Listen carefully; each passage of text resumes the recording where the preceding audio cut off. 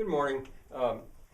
Tux and I are here ready to teach uh, in Frank's school, Camp Ranch campus here, but I'm talking about the Roaring Spring campus of Camp Ranch School. I want to straighten a couple things out. One, I checked on the figures. In the year 2000, Roaring Spring Borough didn't have 6,000, it had 2,000. It's small. I knew it was small. 1,000 households, 700 families, something like that.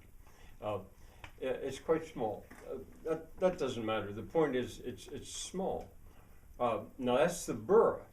There's a lot of houses going out around there that are more spread out, more like suburbs. So I don't know. I wasn't. Anyway, 2,000 is the figure I'm going to be using, which is very interesting, very manageable. That's the core of this little town. The other thing I said about if you wanted to see what about the gifts I can give of a stage, I mentioned Shakespeare in Love, seeing the opening scene.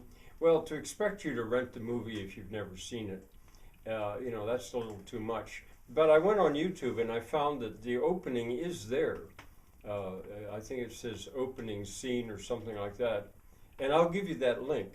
It just shows that part where the camera does that spiral down into the theater. And but another place would be probably the prologue to Romeo and Juliet. I'll give you that link as well, where a man who stutters badly goes out on the stage and you can see the theater full. Now, don't get the idea that I'm ready to, I would if I could, give Roaring Spring a theater like that. But I can give them the stage. Not as fancy as that, but in effect, it would be like that, very much like that. So I wanted to clear that up. Now, another thing, I'm still on the idea of gift giving to Roaring Spring. And, again, you got to be careful with gifts. But here are two gifts that are not very tangible. Two. In my mind, they're fiction. In my mind, I'm beginning to create a historical novel about Roaring Spring. And I want it set in the year 1938. Or I should have looked that up too. There's a parade, which I'll give you as well if I haven't given you the link already. There's a black and white film record of a parade in Roaring Spring in the late 1930s, either 36 or 38, somewhere right around there. That's when my uncle would have been a teenager before he went to war. And if I can get to know that town well enough and what the people were like, I think I can create a historical novel about it. I'll tell it. I almost certainly will not write it. I'll tell it. I'll tell it right here if I do that. It's one of the reasons that I'm so interested in these people who have lived there, born and raised there and lived there all their lives, and the older ones especially, like the woman who's 88, Audrey, this is Wednesday, this is the day that she goes to the Danny K Cafe. If I happen to be through Roaring Spring at that time, I'll certainly stop to see if I can speak to her. Now, she actually didn't live in the borough. I hope I'm getting this right. But she lived just outside it, but she remembers what it was like, 88 years old. So she was born, I guess she was born in, I think, 1938. But, so people like that, and those two sisters that are in their 40s. Now, of course, they're almost half my age, but they were raised there.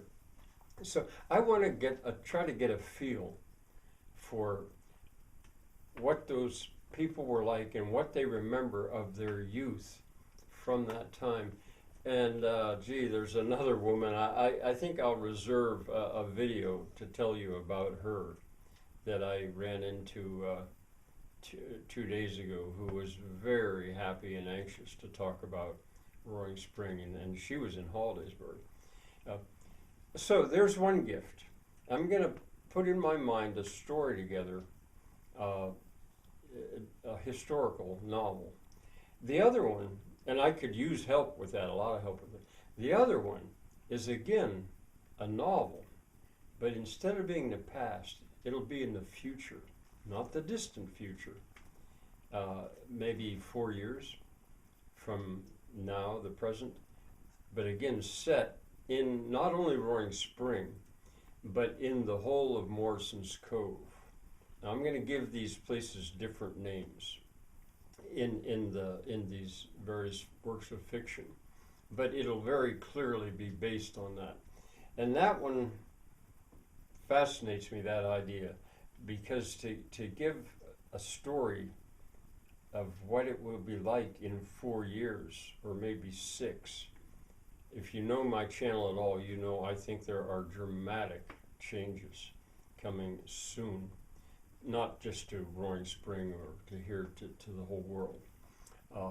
Global warming should be enough to just to mention that as an example.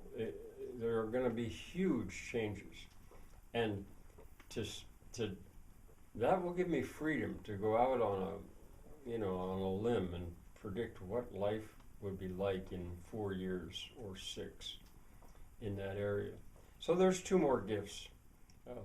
Bye for now.